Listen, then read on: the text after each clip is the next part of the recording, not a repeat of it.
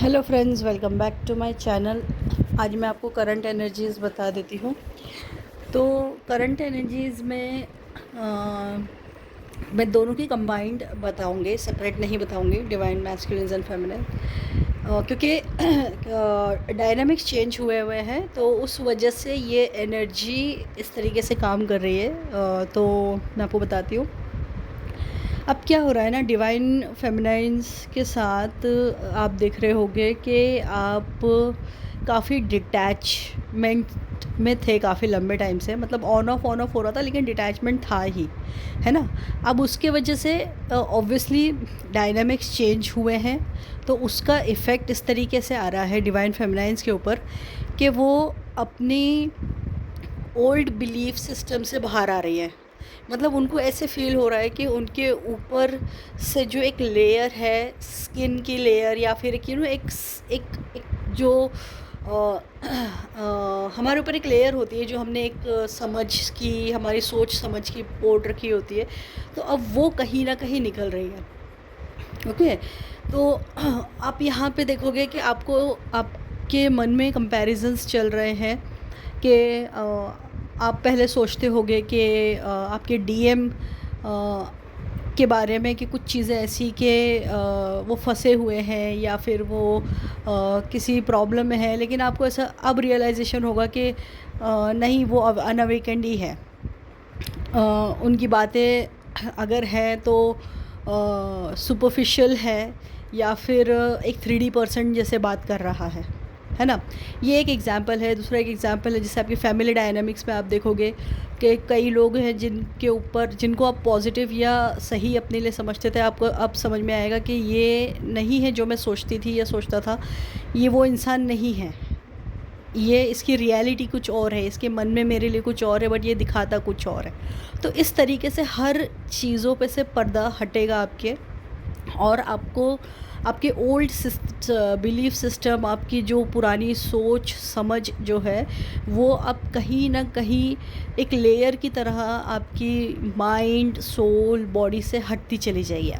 ठीक है।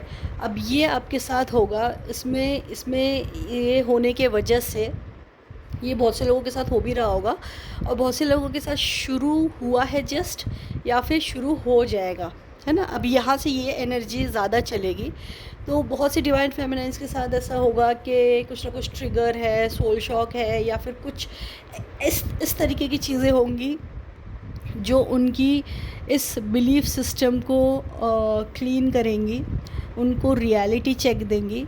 और जब वो रियलिटी में आएंगी, जब वो चीज़ों को समझना शुरू करेंगी, क्योंकि क्या होता है ना, जब ये चीज़ हो रही होती है तो डिवाइन फेमिनाइन से ना बहुत छटपटाती है। ऑब्वियसली इट्स वेरी ऑब्वियस, मतलब ऐसा नहीं है कि वो जानबूझ के कर रही हैं, वो उनके साथ हो रहा होता है, क्योंकि एक हमको बचपन से जो चीज़ें सिखाई गई है कि देखो ये एक स्ट्रेट लाइन है। अब आप जब देख रहे हो, आपको रियलिटी दिखाई जा रही है, आपको ऐसा लग रहा है वो स्ट्रेट लाइन नहीं, वो तो कुछ और ही था। मैं अब तक उसको एक स्ट्रेट लाइन समझ रही थी, एक फ्लैट सरफेस है वो, है ना, या फिर कुछ और है। तो फिर इस तरीके से जो आपको रियलिटी चेक हो रहा है, तो वो इजी नहीं होता है, वो बहुत डिफ़िकल्ट होता है हमें एक्सेप्ट करने में कि हमारी जो पहले की जो माइंडसेट है related to anything and everything, वो कहीं ना कहीं अलग है रियलिटी से। हमें जो जो भी कुछ सिखाया गया है, समझाया गया है, तो वो रियलिटी से मैच नहीं होता। जैसे फॉर एग्ज़ाम्पल, अभी मैं आपको एक और एग्ज़ाम्पल देती हूँ, जैसे आपके पेरेंट्स। ठीक है, हमें बचपन से क्या सिखाया गया है कि पेरेंट्स हमेशा सही होते हैं, पेरेंट्स की बात हमेशा मानो, ये जो भी, ठीक है। देखो, अब आपको ये समझ में आएगा कि पेरेंट्स, हमें उनकी रिस्पेक्ट करना चाहिए, दैट इज़ ट्रू। ठीक है, वो हमसे बड़े हैं, हमसे ज़्यादा दुनिया देखी है, that is also true. But at the same time वो पेरेंट्स हैं, वो भी एक सोल हैं, वो भी इवॉल्व होने आए हैं।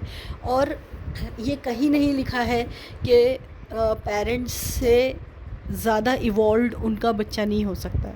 ऐसा भी हो सकता है कि पेरेंट्स से ज़्यादा इवॉल्व उनका जो बेबी है वो हो, वो ज़्यादा ओल्ड सोल हो, ये भी हो सकता है। तो ये सिस्टम जैसे आपको जो पहले जो सिखाई गई, समझाई गई बातें और अब जो नई चीज़ें आपको सिखाई जा रही है फ्रॉम द यूनिवर्स, तो इन दोनों के बीच की जगलिंग आपकी चलेगी। तो ये चीज़ें आपके डीएम से रिलेटेड हो सकती हैं, आपकी फैमिली डायनामिक से रिलेटेड हो सकती हैं, आपकी करियर से रिलेटेड हो सकती हैं कि आपको रियलाइजेशन होगा कि मेरे लिए ये करियर सूटेबल नहीं है, मुझे कुछ और करना है, मैं कुछ और करने के लिए इस दुनिया में आई हूँ, है ना? तो ये सारी चीज़ें आपके साथ अब हो रही हैं और आगे भी यही होंगी, बहुत से लोगों के साथ बहुत टाइम से हो रही हैं। तो जिनके साथ बहुत टाइम से हो रही हैं, अगर आप देखोगे कि उनको काफ़ी क्लैरिटी आना शुरू हो गई है, बट जिनके साथ हो रही हैं या आगे होने वाली हैं, उनको थोड़ा सा पेनफुल पीरियड देखना पड़ेगा। तो आपके लिए ट्रिगर्स हो सकते हैं, सोल शॉक हो सकते हैं। देखिए, इन सब चीज़ों से निकलने का एक ही रास्ता है कि आप एक्सेप्टेंस में रहें। जितना आप एक्सेप्टेंस में रहोगे उतना आपके लिए बेटर होगा और उतना इजी तरीके से आपकी ये जर्नी निकल जाएगी, क्योंकि हम जितना फाइट बैक करते हैं हमारे साथ जो हो रहा होता है जर्नी में, हमारे हर एक चीज़ के साथ फाइट बैक करने की कोशिश करते हैं। हम उसे हमें सारी चीज़ें समझ में आ रही होती हैं, बट हम उसे एक्सेप्ट नहीं करते हैं, तो वो प्रॉब्लम बढ़ती चली जाती है। लेकिन जितना आप सरेंडर मोड में रहोगे उतना ही आपके लिए इजी रहेगा। हम बोलने के लिए सरेंडर नहीं, एक्चुअल सरेंडर। ठीक है, बहुत से लोग बोलते हैं कि मैं सरेंडर हूँ, मैम मैंने कंप्लीट डिटैचमेंट में आ गई हूँ, सरेंडर हूँ।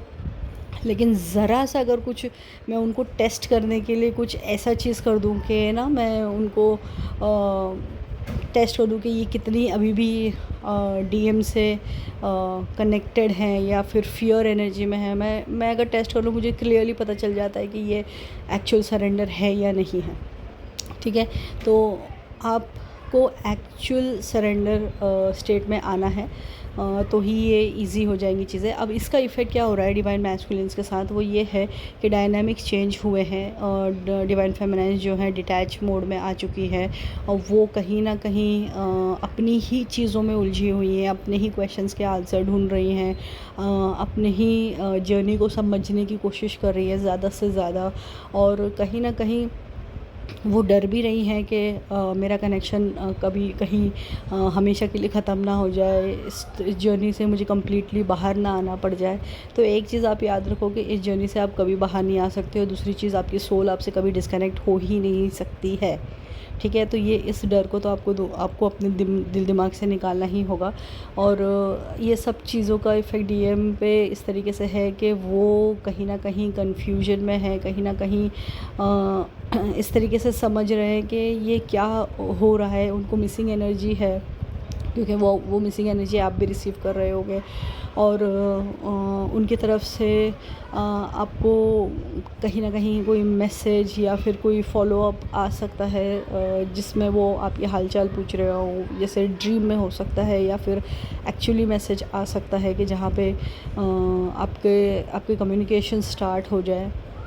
ओके, या फिर ये हो सकता है कि वो कम्प्लीटली वो भी उस स्टेट में है कि वो भी समझ नहीं पा रहे हैं कि चीज़ें क्या चल रही हैं। तो ये इस तरीके की कलेक्टिव एनर्जीज़ है कि जहाँ पे डिवाइन मैस्कुलिन्स डायनामिक चेंज होने के वजह से लॉस्ट फील कर रहे हैं, क्योंकि अब डिवाइन फेमिनाइन्स की एनर्जी उनको उस तरीके से नहीं मिल पा रही है जैसे पहले मिला करती थी, और अब वो लॉस्ट फील कर रहे हैं। उस वजह से ऐसा हो रहा है कि वो भी कहीं ना कहीं कुछ ना कुछ ढूंढने के लिए निकले हैं। बट अभी फ़िलहाल कुछ डिवाइन मैस्कुलिन्स जैसे हैं कि अभी भी डिवाइन फेमिनाइन्स के पीछे पड़े हैं उनकी एनर्जी के लिए, और